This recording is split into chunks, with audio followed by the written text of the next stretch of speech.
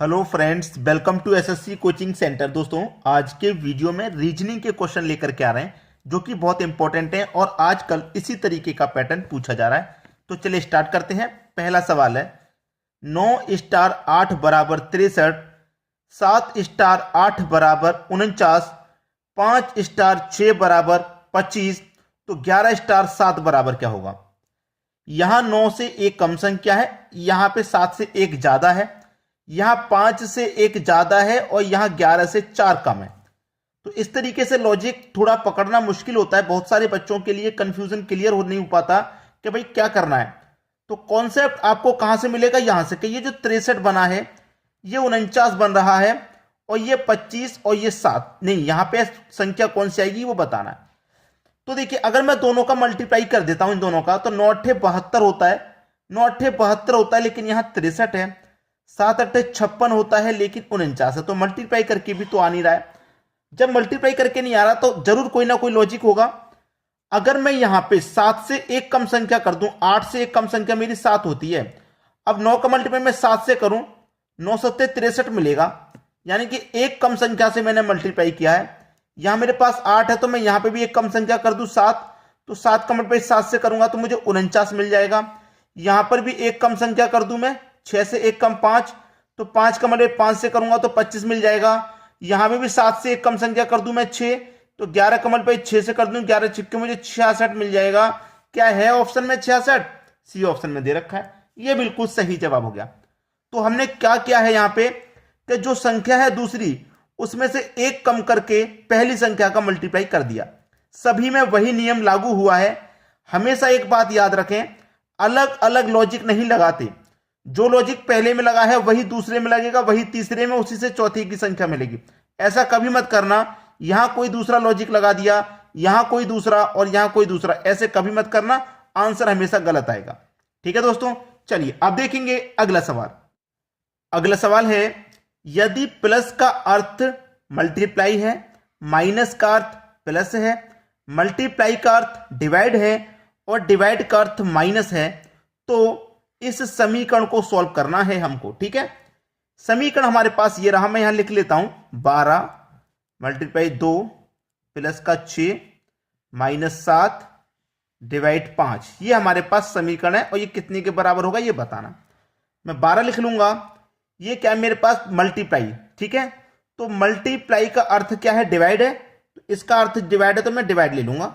फिर 2 प्लस का अर्थ क्या है, ठीक है देख लेते हैं प्लस का अर्थ क्या है। प्लस का अर्थ मल्टीप्लाई है, तो प्लस का अर्थ मल्टीप्लाई है तो प्लस की जगह मैं मल्टीप्लाई ले लूंगा 6। फिर माइनस, माइनस का अर्थ प्लस है तो माइनस का अर्थ प्लस है तो माइनस की जगह मैं प्लस ले लूंगा, 7 ले लिया। डिवाइड, डिवाइड का अर्थ माइनस है, डिवाइड का अर्थ माइनस है तो माइनस ले लूंगा 5। अब इसको हमें सॉल्व कर लेना है, तो बोर्ड मास के अकॉर्डिंग सॉल्व करेंगे।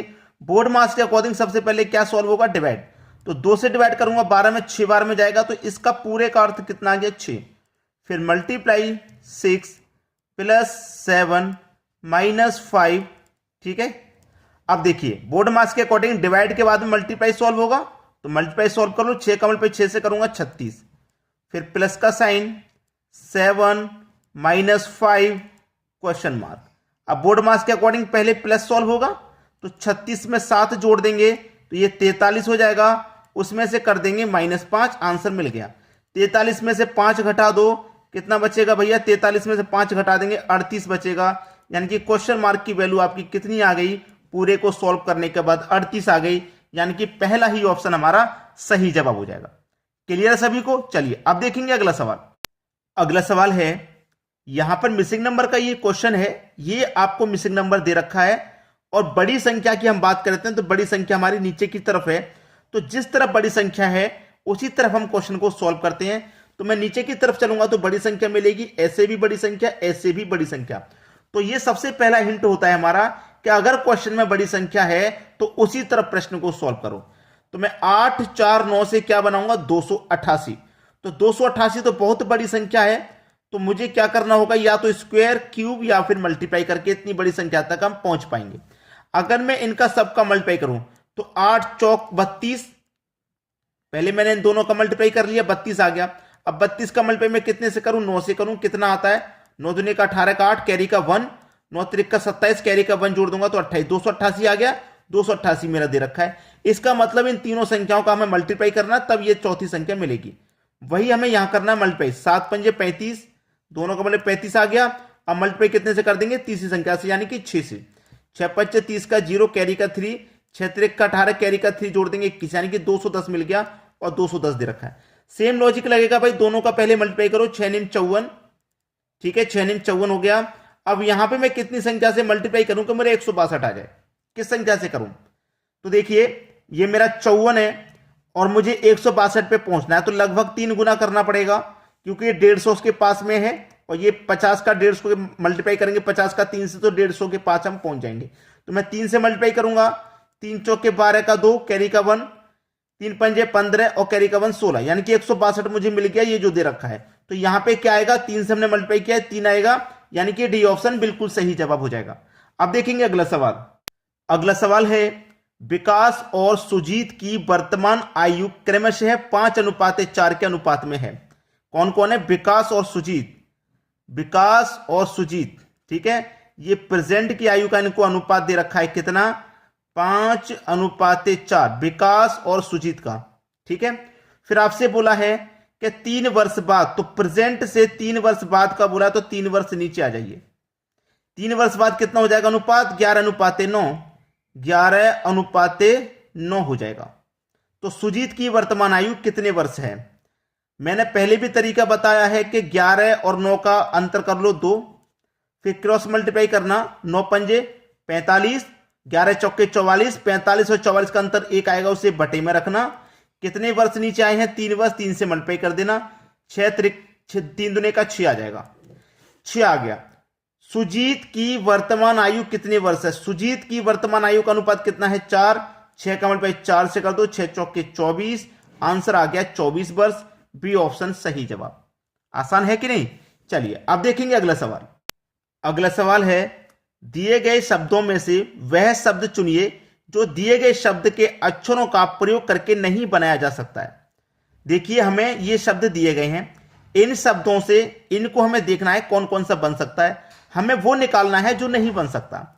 यहां पे टी है, इसमें देखो टी दे रखा है, ये रखा है।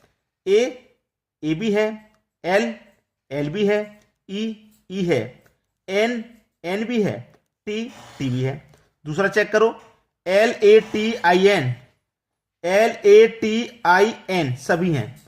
RIOT ये भी है। RENT ये भी है। यानी कि चारों बनेंगे क्या? चारों नहीं, ऐसा बताना है जो नहीं बनाया जा सकता। तो पहला ऑप्शन नहीं बनाया जा सकता। क्यों?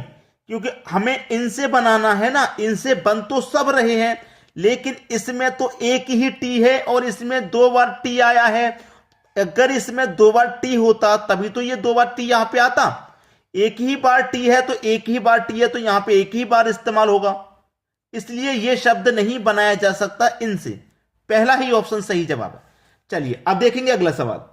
अगला सवाल है, यदि मोहन को किसी कूट में इतना लिखा जाता है तो काउंट को क्या लिखा जाएगा? देखिए चेक कर लो। मोहन MOHAN, इसको क्या लिखा गया? ये लिखा गया KMFYL, ये लिखा गया है ना। इसको M को K से रिलेटेड है। अब मैं M की बात करूं, ये 13 नंबर पे आता है, O 15 नंबर पे आता है, H 8 नंबर पे आता है, ये 1 नंबर पे, ये 4 नंबर पे। सबको नंबरिंग कर लिया, इनको भी नंबरिंग कर लूं। ये 11 पे आता है, 13 पे, 6 पे, 25 पे और 12 पे। अब पहले का रिलेशन पहले से मैं बनाऊं। 13 से 11 हो गया यानी कि माइनस का 2, 15 से 13 हो गया यानी कि -2, 8 से 6 हो गया यानी कि -2, 1 से 25 हो गया -2। वापस पीछे की तरह लौट रहे हैं ना, ए से लौटेंगे तो 26 फिर 25 ऐसे, तो और 14 से 12 हो गया, यहां पे -2। तो यहां पे जब हम बनाएंगे तो यही रिलेशन लगाएंगे -2 वाला। COUNT, सी कितने नंबर पे आता है भाई? 3 नंबर पे। O 15 पे आता है, U आपका 21 पे, N 14 पे, T 20 पे। अब इसमें से हमने -2 किया तो इसमें से भी मैं -2 कर दूंगा। तो -2 करके बनाऊंगा तो सबसे पहले A आ जाएगा भाई। 1 पे A ही तो आएगा, -2 कर दूंगा, 1 पे A आएगा। अब ए से कितने अल्फाबेट हमारे इस्तेमाल हो रहे हैं, यहां पे कितने ऑप्शन में सबसे पहले ए आ रहा है, एक ही ऑप्शन है जिसमें सबसे पहले ए आ रहा है, यही सही हो जाएगा, आगे सॉल्व करने की जरूरत नहीं है। अगर 2 ऑप्शन या 3 ऑप्शन ऐसे होते जो ए से स्टार्ट होते तो आगे चेक करने की जरूरत थी, वरना यहां पे बिल्कुल भी जरूरत नहीं है। क्लियर है? चलिए अब देखेंगे अगला सवाल। अगला सवाल है कथन निष्कर्ष का। बहुत सारे बच्चे ऐसे होंगे जो पहली बार इस क्वेश्चन को हमारे चैनल पर देख रहे होंगे। हमने कभी भी कथन और निष्कर्ष का वीडियो नहीं बनाया है, लेकिन अब हम आपको कथन और निष्कर्ष भी कराएंगे। जो जो टॉपिक बचे हुए हैं सबसे क्वेश्चन लेकर के आएंगे। तो कथन क्या है? सभी पुरुष आक्रामक हैं, सभी बच्चे आक्रामक हैं, यानी कि पुरुष भी आक्रामक हैं और बच्चे भी आक्रामक हैं। तो एक सबसे पहले आरेख आक्रामक का बना लो। ये किसका है? आक्रामक। ठीक है, आक्रामक, क्योंकि पुरुष भी आक्रामक हैं और बच्चे भी आक्रामक हैं। निष्कर्ष क्या निकलेगा? पुरुष बच्चे हैं, बच्चे पुरुष हैं, ये 2 ही तो है भाई। पुरुष बच्चे हैं और बच्चे पुरुष हैं। देखिए, सभी पुरुष आक्रामक हैं और सभी बच्चे आक्रामक हैं। तो पुरुष तो बच्चे हैं नहीं, क्योंकि बच्चे अलग दिया गया है, तो ये होगा नहीं। पुरुष बच्चे हैं ऐसा भी नहीं है भाई, बच्चे अलग हैं पुरुष अलग हैं, ये भी हटाओ। अब इसका निष्कर्ष देखो। निष्कर्ष 1 एवं 2 दोनों निकलते हैं? नहीं निकलेंगे भाई। कैसे निकल जाएंगे? देखिए, केवल निष्कर्ष 2 निकलता है, 2 कैसे निकल जाएगा? देखिए, पुरुष बच्चे पुरुष हैं ऐसा तो है नहीं, सभी बच्चे आक्रामक हैं ये दिया गया है, और सभी पुरुष आक्रामक हैं, लेकिन बच्चे और पुरुष एक तो नहीं, अलग अलग दिया गया है। केवल निष्कर्ष 2 निकलता है, केवल 2 निष्कर्ष कैसे निकल जाएगा? और पुरुष बच्चे हैं ये भी नहीं है। अब देखो, निष्कर्ष 1 एवं 2 दोनों निकलते हैं, दोनों नहीं निकलेंगे भाई। क्यों नहीं निकलेंगे? क्योंकि पुरुष बच्चे हैं और बच्चे पुरुष हैं, अलग अलग है, जबकि सभी पुरुष आक्रामक हैं, सभी बच्चे आक्रामक हैं। तो पुरुष अलग हैं, बच्चे अलग हैं। पुरुष और बच्चे, बच्चे और पुरुष एक साथ नहीं दिया जा सकता। जैसे ये मैंने आरेख बनाया था आक्रामक का, आक्रामक में एक आरेख बन जाएगा पुरुष का और एक बन जाएगा बच्चे का। ये बच्चे का है, ये बच्चे का है, और ये पुरुष का है, दोनों अलग अलग दिया गया है। ठीक है, तो देखिए, ना तो निष्कर्ष 1 और ना ही निष्कर्ष 2, दोनों में से कोई नहीं निकलता, यही सही हो जाएगा। केवल निष्कर्ष 1 निकलता है, यह भी गलत। ठीक है, बात समझ में आ गई? ये आक्रामक बन गया, पुरुष भी आक्रामक हैं, बच्चे भी आक्रामक हैं, दोनों आक्रामक हैं, इसलिए ना तो निष्कर्ष 1 और ना ही 2 निकलता, दोनों में से कोई नहीं निकलेगा। ना तो 1 निकलेगा और ना ही 2 निकलेगा। पुरुष बच्चे हैं ये भी सही नहीं है, और बच्चे पुरुष हैं ये भी सही नहीं है, दोनों अलग अलग चीजें हैं। ठीक है, बात क्लियर हो गई? चलिए अब देखेंगे अगला सवाल। अगला सवाल है, दी गई आकृति में कितने आयत हैं? आकृति जो आपको दी गई है इसमें कितने आयत हैं, सबसे पहले ये काउंट करना है। अब मैं यहां पे सबसे पहले छोटे छोटे आकृति का आयत गिनूंगा। एक ये बन गया सिंगल, एक ये बन गया 2 हो गए, एक ये बन गया 3, और एक ये बन गया 4। 4 हो गए भाई। ये हमने सिंगल सिंगल काउंट किया ना 4। अब मैं डबल डबल काउंट करूंगा। एक ये 2 को मिला के 1 हो गया, एक ये 2 को मिला के 1 हो गया, 2 बन गए। अब यहां पे इन दोनों को मिला के बनाओ 1, और इन दोनों को मिला के बनाओ, तो कितने हो गए इसमें? 4 और बन गए। इसमें 4 और बन गए 2 2 के मिला के। ये लंबे वाले 2 मिलाए, ठीक है, ऊपर नीचे, और फिर ये साइड के 2 मिलाए, 4 और बन गए। अभी इसमें एक और रह गया है, सबसे बड़ा वाला तो अभी काउंट नहीं किया था, सबसे बड़ा वाले भी काउंट कर लो एक। तो 4 और 4 8, और 1 कितने? इसमें बन जाएंगे 9 आयत। सी ऑप्शन सही जवाब है। तो वीडियो आपको कैसा लगा है, लाइक शेयर जरूर करके जाएं, और कमेंट में हमको बताया करें कि आपको हमारे वीडियोस कैसे लगते हैं। ठीक है दोस्तों, वीडियो देखने के लिए आपका बहुत बहुत धन्यवाद।